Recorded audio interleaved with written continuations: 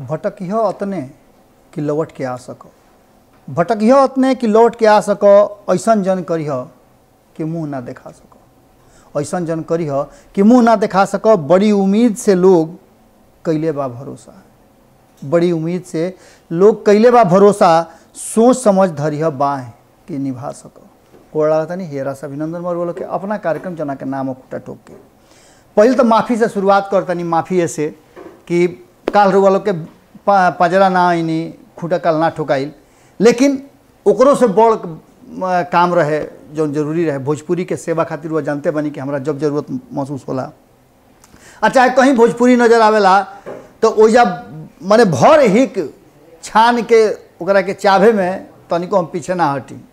आ संगे संगे अब भोजपुरी के अगर निमन लोग भेटा जाला जो साचहूँ के भोजपुरी के सेवा कल चाहता, भोजपुरी के मान सम्मान दियावल चाहता, तो वो लोग के संघात मिल गई पो वो लोग से बातचीत करे में बड़ी आनंद आवेला। और इसने रहे ग्लोबल भोजपुरियंस बड़ा लोग एगो नया शुरुआत कैले बा लोग, वही लोग से कल बातचीत भइल, बड़ा लंबा चौड़ा बातचीत भइल और बड़ा खुशी भइल कि 4 गो नवहा जौन बाड़े भोजपुरी के सेवा करे खातिर सब कुछ नेछावर कर दिले बाड़े। और उहो भोजपुरी कौन भोजपुरी जौन भोजपुरी बिल्कुल सलील बा, अश्लीलता से बड़ी दूर बा। आ सीधे जब सुनम तो ठक से लागे है जा गुरही मिठाई है, ये पुरानिया लोग के कमाई है, यह न हमने कमाई है। खैर चलिए आज आवत नहीं अपना जगह पर। और आज बिहार के राजनीति के कुछ चून चान के ओसाफ फटक के लेल बनी उर वालों के सामने आज खूंटा ठोक में रखो।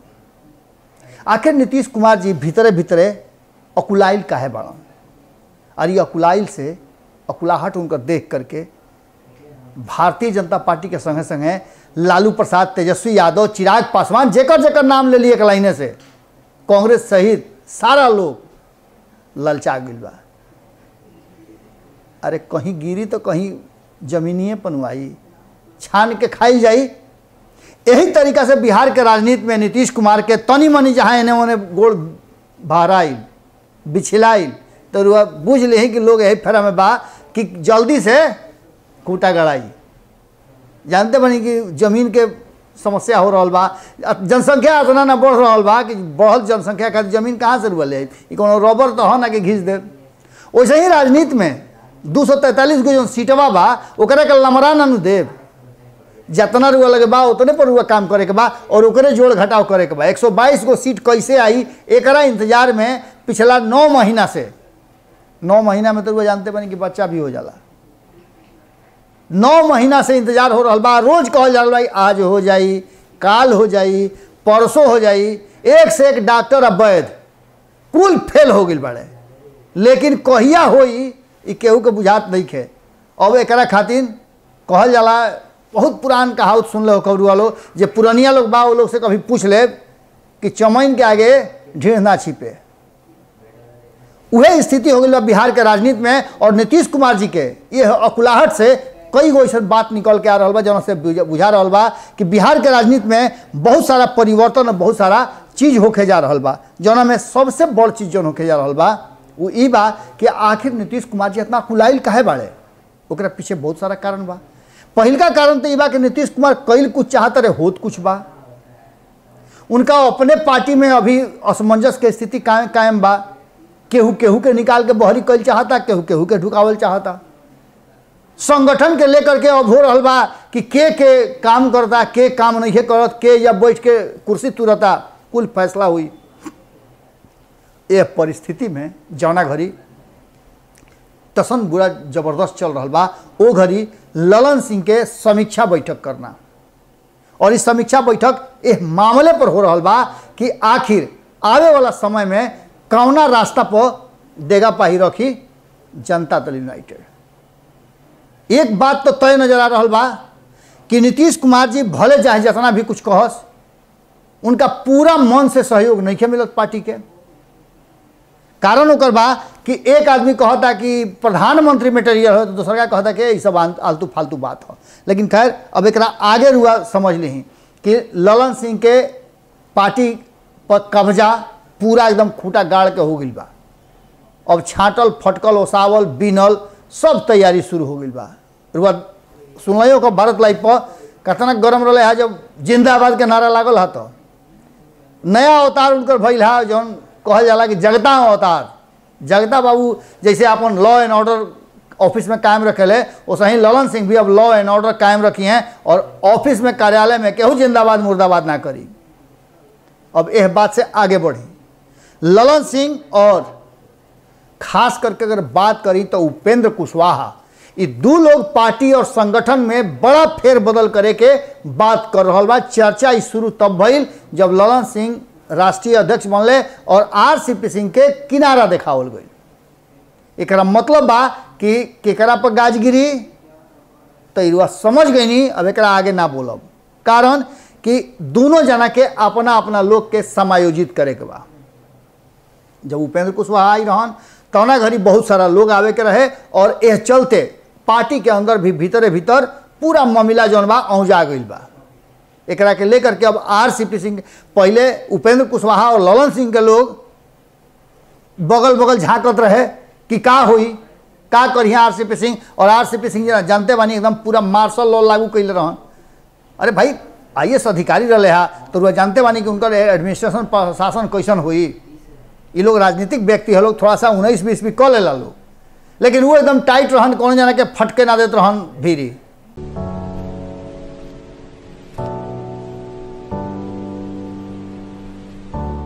अब स्थिति हो गई बा कि आरसीपी सिंह लोग के छाट छाट के एक ओरा करे के, माने वो लोग के चिन्हित करके खोज खाज के ढूंढ ढांड के ले आके अंगुरी रखा था कि है फलना आउट, चिलना आउट, ये कुल काम हुई। और इस तरह से पार्टी के अंदर में भीतरे भीतर मामला औंजाई। इस बात के इंतजार भारतीय जनता पार्टी भी कर रहा बा और उन्हें तेजस्वी यादव भी पूरा एकदम पको ध्यान लगैले बनन। एक अलावे कई गो घटना घटल रुआ देखने की चिराग पासवान जाके भेंट कैले तेजस्वी यादव से, नीतीश कुमार से भेंट करे गई ना भेंट भइल, टाइम ना मिलल, ओकरो के जम करके हंगामा भइल। एक अलावे अब तो नया बात हो गई, रघुवंश बाबू के सुपुत्र गई रहे भेंट करे खातिर। रघुवंश बाबू के बेटा जाके भेंट कैले कि 13 तारीख के उनकर पुण्यतिथि बा, प्रथम पुण्यतिथि हो में आवे के बाद। अब नीतीश कुमार के जमीन खस के लागल कि भाई का हुई असहू का हुई, ले आकर के उनका के अपना पार्टी में ज्वाइन तो करैले रहन, लेकिन ज्वाइन करा करके बेचारा के का मिलल, एगो मीटिंग में आज तक ले शामिल ना भइले। लेकिन नीतीश कुमार के जो फायदा मिले के रहे तो मिलिए गई। खैर वो तो आगे के बात बा। अब ये पूरा परिवर्तन के जो खाका खींच रहा बा एक पर सबके ध्यान बा कि पार्टी में कितना नज़दीक और दूर के रिश्ता बढ़ी। ऐसा स्थिति में आरसीपी सिंह के लोग का करी रुआ जानता नहीं खूब बढ़िया से। आरसीपी सिंह पहले भी रुआ लोग के भारत लाइव बता चुकल बा कि उनकर जो काम बा वो अपन कहिए रहल बा, लेकिन उनका मन में ही बात बा कि नीतीश कुमार भारतीय जनता पार्टी के संगे रहस और रहबो करस तो कैसे रहस जो भारतीय जनता पार्टी कहता तौना तरीका से रहस। नीतीश कुमार ही काम कर ना सकेले, कारण कि नीतीश कुमार के अपन समाजवादी विचारधारा जौन बा ओकरा के सामने रखल जरूरी बा। ये चलते नीतीश कुमार में आपस में फ्रिक्शन होबे करी और यह स्थिति में आरसीपी सिंह के लोग विद्रोह करबे करी, उनका पर दबाव बढ़ी और दबाव बढ़ी तो जानते बानी का हुई। ऐसा हूँ आरसीपी सिंह के कार्यकाल खत्म होता इरुआ भारत लाइव सबसे पहले बतौले रहे कि 2022 में उनका कार्यकाल खत्म होता राज्यसभा के, ओकरा बाद का हुई रुआ समझते बानी सब बात। कारण कि नीतीश कुमार अभी तक ले आरसीपी सिंह के संगे कोनो मंच साझा ना कैले तब से जब से वो केंद्रीय मंत्री बनले। कुल भइला के बाद अब तेजस्वी यादव के हमला रुआ देख रहा बानी के लगातार हो रहा बा और ये हमला पर भारतीय जनता पार्टी गुम्मी साधले बा। गुम्मी साधला के मतलब रुआ समझ सकता नहीं। दूसरका तरफ जब नीतीश कुमार पर बेसी हमला होता, आजे के बात हो कि आज सब सुबह सवेरे नीतीश कुमार पर हमला करते हुए कई गो ऐसा बात कहले, स्टैचू लगावे के बात कहले है, दोनों बात रुआ देख ले सुन ले कि भारतीय जनता पार्टी के मंत्री तक ले समर्थन कैले है और कहले है कि हाँ एकदम बिल्कुल ठीक बा भाई, मूर्ति लागे के चाहिए और यह बात ना मूर्ति सबके लागे के चाहिए, रामविलासो पासवान के लागे के चाहिए और रघुवंशो बाबू के लागे के चाहिए। ये सब बात सामने आ गई। ये सारा बात के भइला के बाद अब सीधा तौर पे एगो चर्चा जबरदस्त छिड़ गई बा कि लालू प्रसाद के बिहार में अइला के बाद का हुई राजनीतिक परिवर्तन। एकरा पर सबके ध्यान टिक गई बा और संभावना ज़्यादा बा कि लालू प्रसाद 12 तारीख के आ रहल बाड़े। खास करके एगो बात बहुत महत्वपूर्ण बा और वो बात बा कि उत्तर प्रदेश चुनाव के संगे संगे 5 गो राज्य के चुनाव बा। भारतीय जनता पार्टी वही में अझुराइल बा, ओकर सारा फोकस जौन बा उत्तर प्रदेश पर बा, आ एने बिहार पर फोकस करी तो काम गड़बड़ाई। लेकिन एक बात तो तय बा कि बिहार में जो नया तरीका से परिवर्तन हो रहा बा और नया कलेवर में जो आवे खातिर तैयारी कर रहा बा भारतीय जनता पार्टी, ओकरा में साफ नजर आवता कि भारतीय जनता पार्टी के बात के एहसास हो गई बा कि नीतीश कुमार लड़ाई से बाहर हो गई बड़े। यही चलते उनकर अकुलाहट बढ़ल बा। अब उनका के पटके के उचित समय के इंतजार भारतीय जनता पार्टी भी कर रहा बा और तेजस्वी यादव भी कर रहा बा। मुख्य लड़ाई में अब यह 2 जना बाड़े, यानी कि नीतीश कुमार 2015 के चुनाव तक नंबर 2 रहे, अब नंबर 3 हो गई है। अब के चुनाव हुई तो नंबर 4, 5 भी हो सकेले, कारण कि कई गो और गठबंधन तैयार हो गई। देखते बानी ए बीच में नीतीश कुमार के कुछ ऐसा फैसला बा जहाँ पर 24 घंटा दूरबीन लगा के देख रहा बा भारतीय जनता पार्टी। अगर नीतीश कुमार 25 तारीख के देवीलाल के जयंती में पहुँचता रहे तो वो जयंती में पहुँचला के बाद केकरा केकरा से भेंट होता, का बात होता, ये सब बात पर एक एक सेकंड पर नज़र बा। लंबा समय से नरेंद्र मोदी और अमित शाह के साथ कोई भी बैठक ना भइल हुआ, जातीय जनगणना वाला छोड़ दी, कारण कि जातीय जनगणना पर भेंट जन भई रहे तो एकच भेंट ना भई रहे, एक कमरा में 2 आदमी ना बैठे रहे लोग, वो घड़ी 10 गो अलग अलग दल के लोग जब बैठे रहे। और यह कारण रहे कि नीतीश कुमार अपन बात ना कैले और ना उनका से अपन बात भइल। ऐसा स्थिति में कहीं ना कहीं 2020 के चुनाव के बाद दोनों के बीच में 36 के आंकड़ा चल रहा बा और इस साफ लौक रहा बा। नीतीश कुमार से भेंट कैल नहीं के चाहत भारतीय जनता पार्टी के नेता लोग, और ना नीतीश कुमार भेंट कैल चाहता रहे भारतीय जनता पार्टी के नेता से। अब इस सब बात के लेकर के धीरे धीरे मामला जो बा वो दूसरा तरफ जा रहा बा।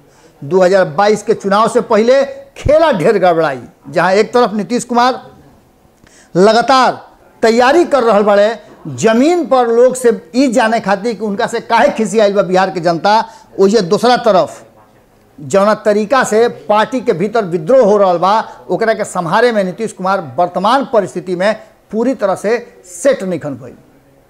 अब देखे वाला बात हुई कि नीतीश कुमार के यह अकुलाहट के फायदा कतना लालू प्रसाद और तेजस्वी यादव उठावता रहे, कतना भारतीय जनता पार्टी उठावता, और कतना यह बात के जो फायदा बा वो चिराग पासवान पशुपति कुमार पारस उठावता रहे। ये पूरा मामला में एक बात पक्का हो गई बा कि अब लंबा समय ना घिंचाई, जल्दी ये बिहार के सियासत के, सरकार के और आने वाला राजनीति के फैसला हुई। आज के खूटा टोक में रुआ लोग से एजे विराम ले, फिर काल रुआ लोग से भेंट हुई। तब तक रुआ लोग से निहोरा बा कि रुआ भारत लाइव के देखत रही, सोचत रही, समझत रही और अपन विचार लिखत रही। गोड़ लागत नहीं। अगर ये वीडियो पसंद आई और वह बिहार के राजनीति और बिहारियत से सरोकार रखेनी तो सब्सक्राइब बटन दबा के चैनल के सब्सक्राइब कर ली। ओजे एगो घंटी बा, ओकरा बटन दबा देला से कुल सटीक और मारक खबर रुआ मुफ्त में मिल जाई। अगर रुआ पत्रकारिता के हमनी के नया प्रयोग में सहयोग कर चाहतानी तो ज्वाइन बटन दबा दी। पेटीएम नंबर नोट कर ली 9386816700। धन्यवाद।